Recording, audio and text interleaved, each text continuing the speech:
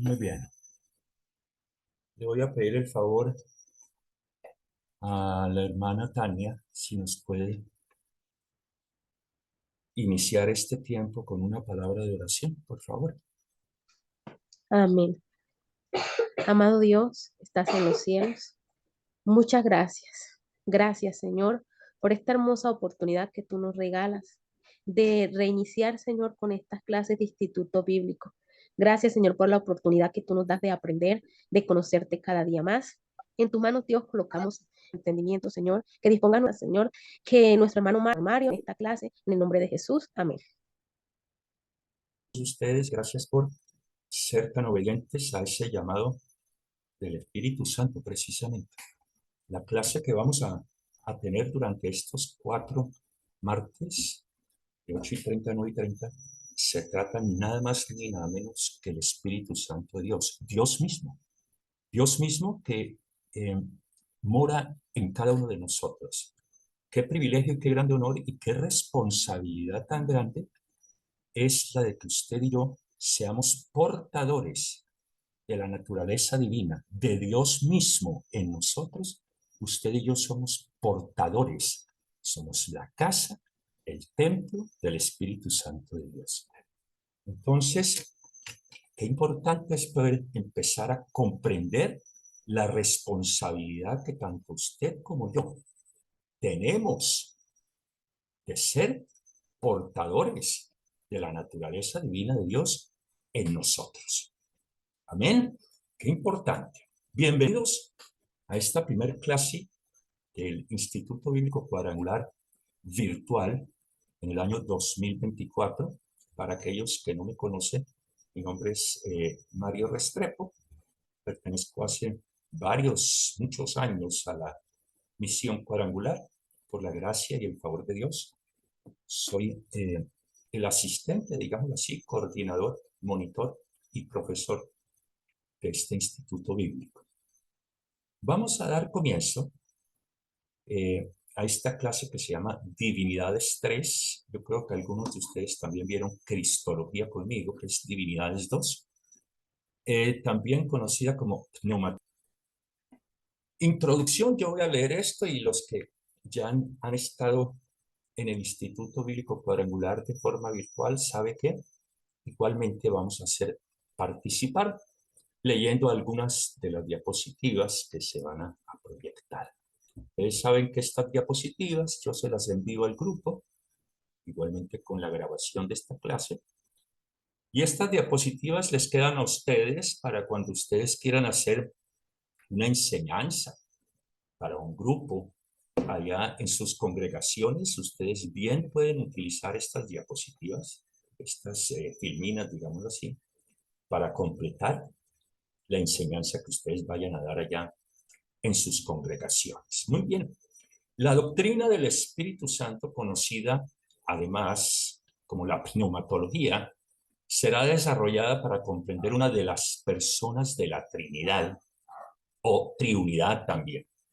Este título proviene de 2 raíces griegas, que es pneuma, que en español sería espíritu, y la otra raíz o el otro vocablo en griego sería logia, que quiere decir tratado, estudio. Entonces, el ministerio del Espíritu Santo como consolador. ¿Cómo estás? ¿Me quieres cerrar el micrófono, por favor?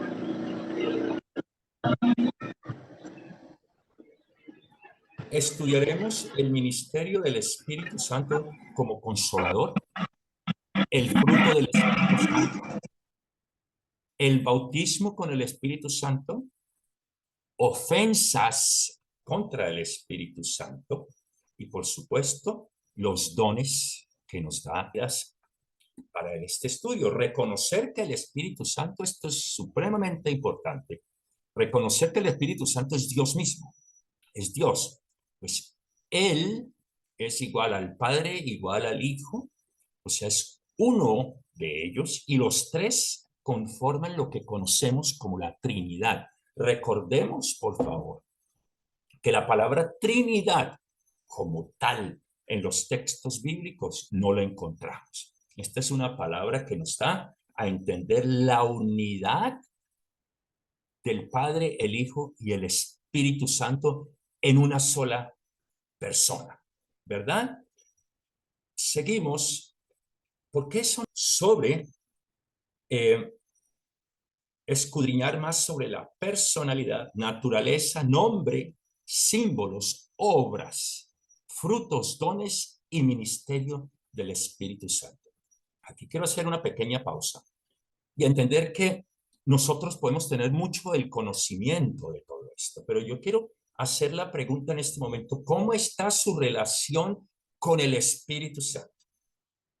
Somos de estos hijos de Dios, que tenemos una relación estrecha con el Espíritu Santo. Yo quiero entender que estamos viviendo desde allá el Pentecostés en adelante. Estamos viviendo la época, la era del Espíritu Santo con nosotros en la tierra, ¿verdad? Por lo tanto, el Espíritu Santo es nuestro maestro por excelencia, ¿sí? Él es el que nosotros debemos consultar. A Él es el que le debemos decir que nos enseñe a orar, así como los apóstoles le pidieron a Jesucristo, estando aquí en la tierra, le dijeron: Señor, enséñanos a orar. Nosotros ahora tenemos al Espíritu Santo y es nuestra obligación de empezar a conocer, a escudriñar más sobre la personalidad, no solamente conocimiento. No, nosotros no podemos quedarnos simplemente con el conocimiento, de decir: ah, sí, el Espíritu Santo es la tercera persona de la Trinidad. No, no, no, no, no. Nosotros tenemos que llevar a escudriñar y a conocer y tener una relación íntima, personal con el Espíritu Santo para poder darnos cuenta de su naturaleza. Todo este tipo de cosas. Sí, yo debo entender que de los frutos, los dones, ¿verdad? Del Espíritu Santo. La palabra no puede quedarse simplemente. Vemos que cada uno de los miembros de la Trinidad han tenido parte activa en la creación y en todo lo demás. Podríamos decir que el Padre hizo los planos, el Hijo levantó la iglesia o el edificio, y el Espíritu Santo es el que nos unge y nos capacita a nosotros en este momento. Entonces vemos el Padre, que es el que planea, el Hijo, que es el que levanta, y el Espíritu Santo es el que nos capacita. Muy bien. Entonces el Padre es el creador, el Hijo el redentor y el Espíritu Santo es ¿qué? El santificador. ¿Cómo está mi relación con el Espíritu Santo? ¿Qué es el que me va a santificar? El Espíritu Santo es el que me va a santificar a mí, aquello que me está capacitando. Y yo quiero aquí hacer un paréntesis. Usted y yo no nos podemos convertir en la generación o hacernos parte de la generación a un clic. O sea, de esta generación que por querer consultar, por querer averiguar, lo primero que hago es irme al computador y averiguar lo que algún comentario bíblico hizo. No, no. Usted y yo, antes que todo, debemos sentirnos honrados y privilegiados de que tenemos al Espíritu Santo morando en nosotros. Y Él es la fuente directamente del cielo. Antes de ir a un comentario bíblico, antes de ir a buscar lo que el Espíritu Santo le entregó a otra persona, usted y yo debemos ir directamente a la fuente y esperar que el Espíritu Santo traiga esa revelación a mi vida. No seamos de aquellos que para poder hacer algún bosquejo, alguna cosa, lo primero que hago es irme a un comentario bíblico. No, no seamos facilistas. Vayamos directamente, porque tenemos el privilegio, usted y yo, de tener al Espíritu Santo morando en nosotros, a capacitar. Ahora en el principio, después vino el Hijo y realizó su obra redentora en la cruz del Calvario, subió al cielo, donde ahora está sentado a la diestra del Padre en gloria y majestad. Pero él mismo lo dije: os conviene que yo me vaya, para que mi Padre os envíe el otro, el Consolador, y nos envió su Espíritu Santo, que está ahora con y no solamente con, sino más allá, en nosotros, realizando esa obra maravillosa de santificación. Bendito, estamos viviendo, como les decía, la época del Espíritu Santo. Sí, este tiempo es la época, así como los apóstoles iban a donde el maestro para consultarle, usted y yo tenemos el gran privilegio y honor de tener al Espíritu Santo dentro de nosotros para pedirle a él consultoría, para pedirle que nos capacite, para pedirle que nos guíe, para pedirle que nos abra la Biblia, el Espíritu Santo, porque el Espíritu Santo ha estado desde el principio con el Padre y con el Hijo. Padre, Hijo y Espíritu Santo, ninguno de ellos ha trabajado por aparte, siempre han trabajado en una unidad. Entonces estamos en la época del Espíritu Santo y después de esta época del Espíritu Santo, que es la última persona de la Trinidad, viene la segunda venida de nuestro Señor. Usted y yo podemos estar más seguros que nunca de que estamos muy cerca a la segunda venida de nuestro Señor Jesucristo. Entonces se puede decir que está viviendo la época del Espíritu. Espíritu Santo se puede relacionar, como les decía anteriormente, desde el Pentecostés, Señor Jesucristo. Esta es considerada la época del Espíritu Santo, ha estado desde antes, porque Él es Dios, Él es mismo, es la fuente de Pentecostés. Recordemos cómo comienza el Génesis. Y el Espíritu Santo se movía sobre ¿qué? Sobre el...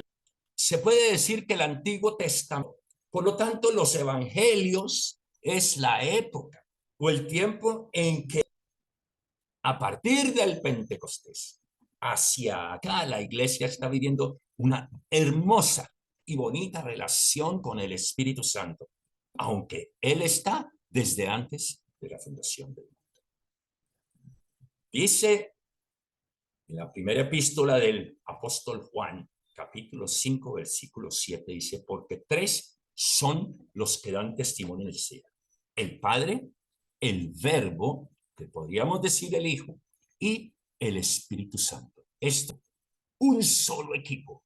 Sí, los tres son uno, un solo equipo. Alabado sea el Señor. Pedir el favor, permítanme, yo veo quién está aquí. Ay, mi pastora Mayinela, Dios le bendiga. Me saluda, por favor, al pastor Neder. Y me hace el favor y me lee, me colabora leyendo esta diapositiva.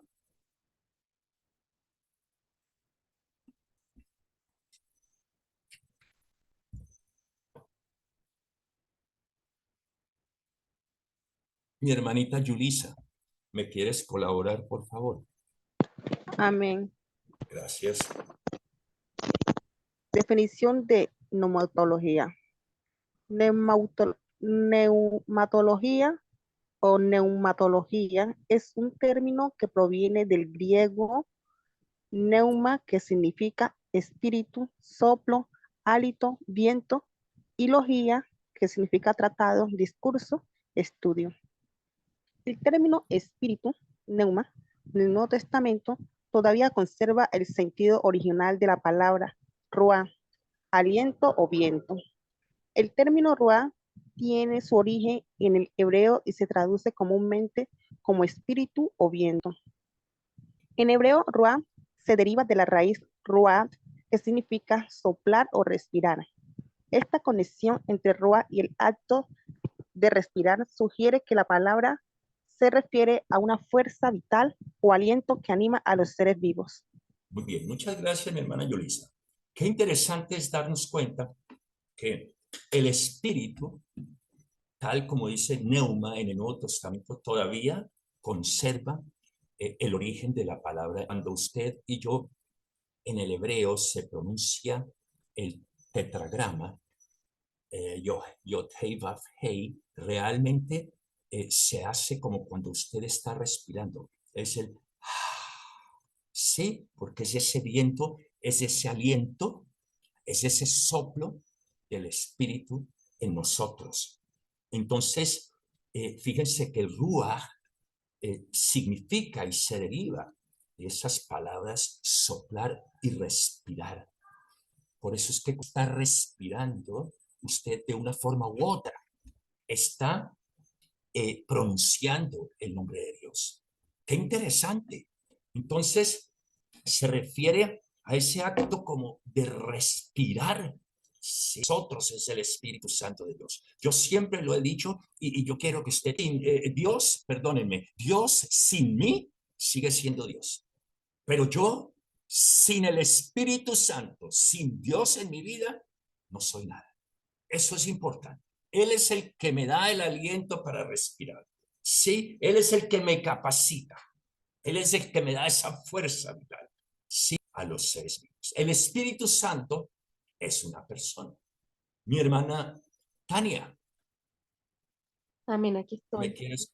Es que no alcanzó a ver muy bien la letrica. Un momentico. Santísimo. Ah, O si quiere es yo una la leo persona, y usted lee la próxima. yo lo puedo Perfecto. leer. Muchas Dice, el gracias. Espíritu Sí. Santo es una persona. Es una persona que tiene gran autoridad y poder, pero es mucho más que el poder que posee. Es eminentemente digno del respeto y honor que nos reservamos para el Todopoderoso. El doctor Mosquera explica acerca del concepto de persona. Para que un ser sea entendido como persona, debe cumplir con las siguientes condiciones. Esta Estas, intelección y racionalidad, enseñar, recordar y convencer. Son actividades que proceden de la racionalidad y de la intelección. El Espíritu Santo enseña y nos recuerda las palabras de Cristo. Además, convence a los hombres de pecado. Emoción. Las emociones nos permiten tener compasión y misericordia por el sufriente. Isaías manifiesta que el pueblo de Israel hizo enojar al Espíritu de Dios por su rebeldía. Pablo enseña que al Espíritu Santo se le puede llenar de tristeza por la torpeza de su pueblo y por los pecados que cometemos. Volición. El Espíritu Santo tiene voluntad, libertad y libre albedrío. Así se ve en Hechos 15:28. El ser persona tiene voluntad, libertad y libre albedrío, lo cual lo faculta para tomar decisiones libres y responsables. Capacidad de relacionarse. Como persona, el Espíritu Santo es un ser que entra en relaciones con otras personas. Capacidad de liderazgo. El Espíritu Santo ejerce liderazgo en su pueblo al tomar decisiones, al dirigir, al impedir acciones, al propiciar acontecimientos. Aquí se incluye la capacidad de mando, la capacidad para ordenar, para guiar, para dirigir, para impedir y promover acciones. Ostentación de poder dinámico. La Biblia enseña que el Espíritu Santo es Dios todopoderoso. Discernimiento moral. El Espíritu Santo tiene discernimiento moral. Hechos 5, del 3 al 4, él conoció la perversidad de Ananías y Zafira. ok, qué importante. El Espíritu Santo es una persona con intelección, racionalidad, emoción, volición, capacidad de relacionarse, capacidad de liderazgo, ostentación de poder dinámico y discernimiento moral. Yo le quiero hacer una pregunta. Usted cuando se levanta, le pregunta al Espíritu Santo cuál es la obra que vamos a hacer ese día, o hacemos la voluntad de nosotros y le imponemos la voluntad nuestra al Espíritu Santo. Yo quiero entender que desde el momento en que usted y yo fuimos comprados a un precio muy alto, precio de sangre, y el Espíritu Santo viene a morar en nosotros, yo quiero entender que usted y yo ya no somos dueños de nosotros mismos. Nosotros somos dueños, nosotros somos siervos de Dios Altísimo, para la gloria de Él. Por lo tanto, mi vida, todo lo que yo haga, mis planes diarios deben estar direccionados hacia el reino de los cielos. Lo que yo estudie, lo que yo haga, debe estar direccionado para el reino de los cielos.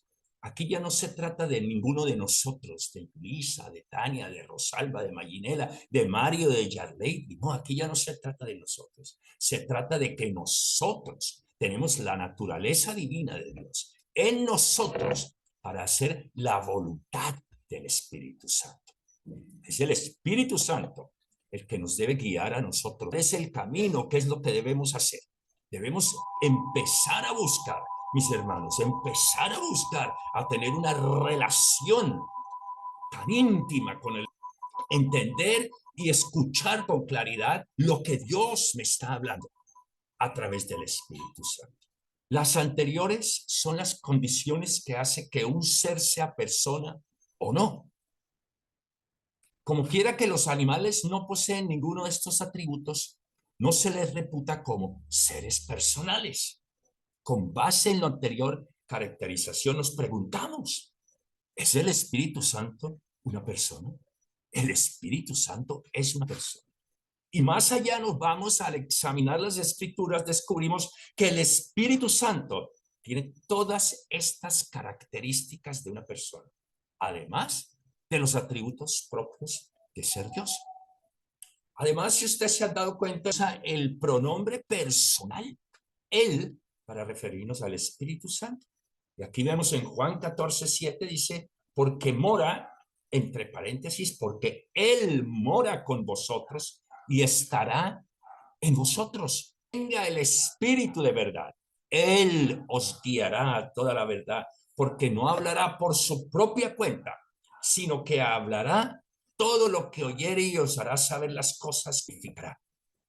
El hecho de tener todas estas características, aparte de los atributos de Dios que son únicamente de Dios, también vemos que lo tratamos personal para referirnos a él.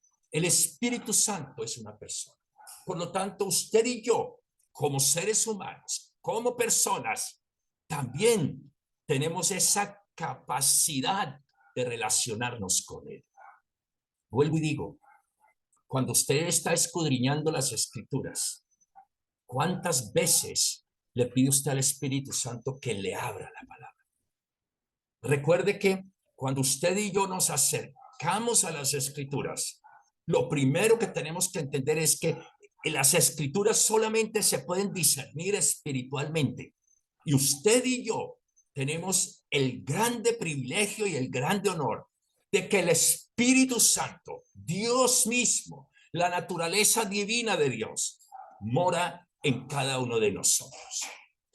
Y es Él el que nos guía a toda la verdad. Por eso vuelvo e insisto, no seamos generación facilista de que tengo el computador, tengo comentarios bíblicos. No me malentienda, no estoy diciendo que los comentarios...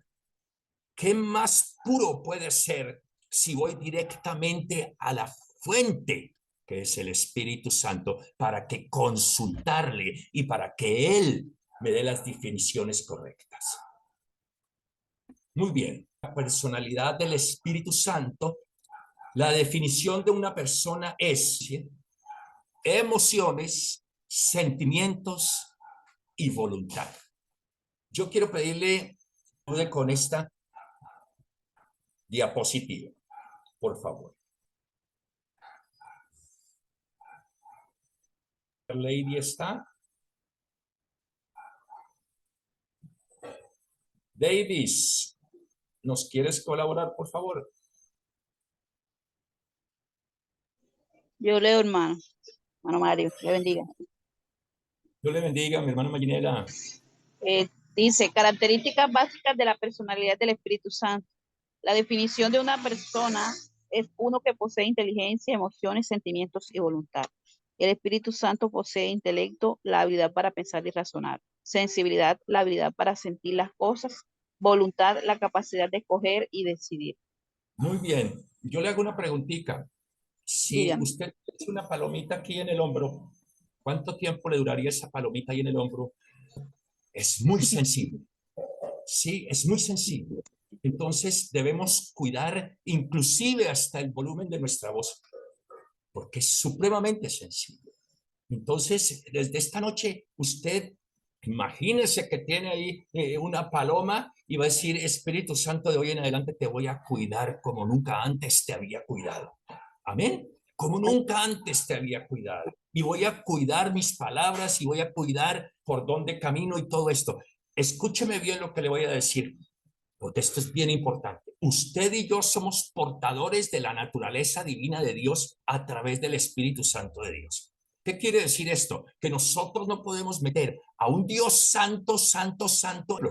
No, es que me voy a ir a tomar un tinto allí en los billares. ¿Qué tiene que hacer Dios en los billares? ¿Qué tiene que hacer el Espíritu Santo en los billares? Sí, seamos muy claros de entender que usted y yo somos los portadores de Dios en nosotros. Y estamos hablando de un Dios que es 3 veces santo. Entonces, seamos conscientes del privilegio, el honor, pero al mismo tiempo como la unidad que tenemos usted y yo. Muy bien, mi hermana Mayinela, continuemos aquí. Sí, señor. Dice, expresiones de la personalidad atribuidas a Efesios 4:30. Puede consolar, pensar según Romanos 8:13-2. Puede bañar según Juan 14:20, Corintios 12:6. Expresión pensar, puede enseñar. Creyentes somos ustedes, porque cuántas veces nos dice que no. Entonces hay cosas que el Señor nos prohíbe. Dígame.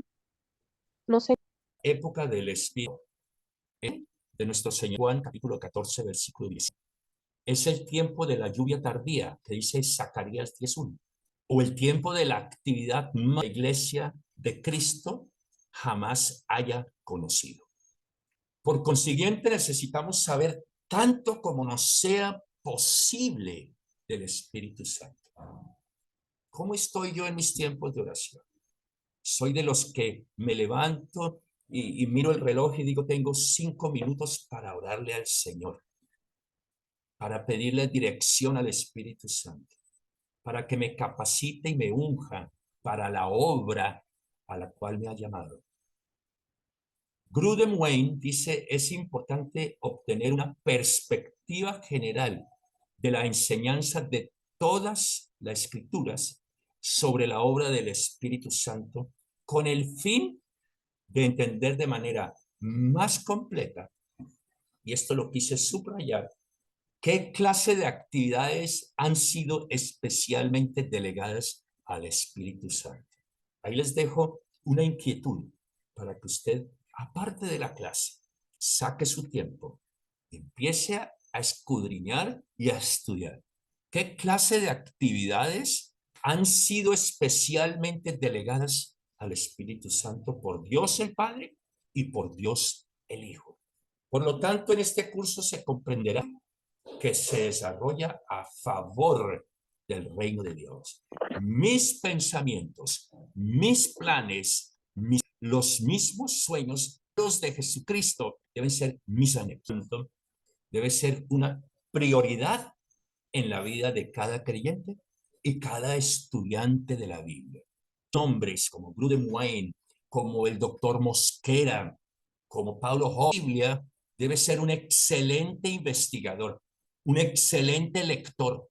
Y usted y yo, aparte de esta clase, estas clases son las bases para llevarlos a ustedes a una investigación mayor acerca de la materia. ¿Sí?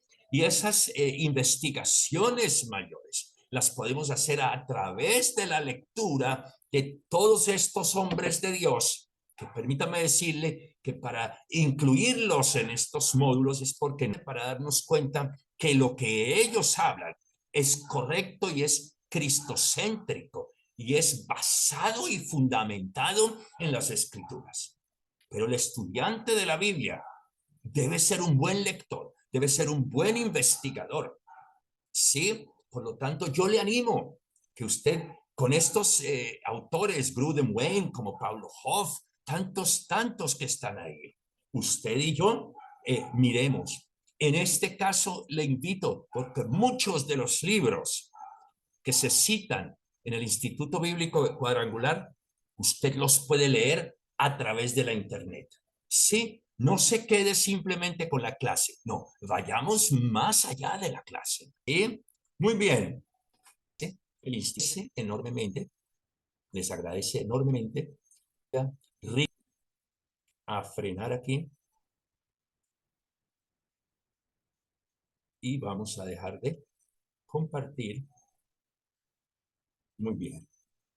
Y vamos a parar la